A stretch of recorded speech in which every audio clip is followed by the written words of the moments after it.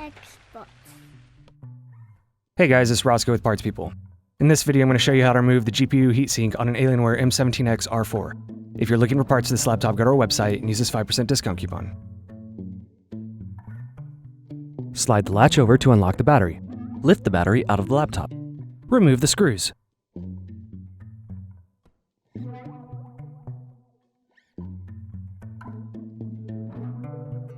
Remove the access door.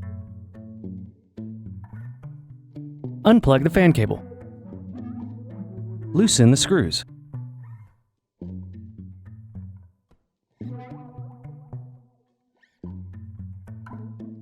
Remove the fan. Loosen the screws.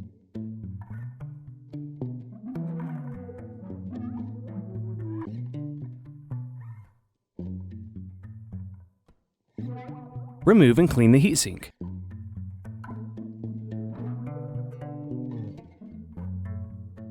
Are you looking for some more tutorials? Check out these other videos.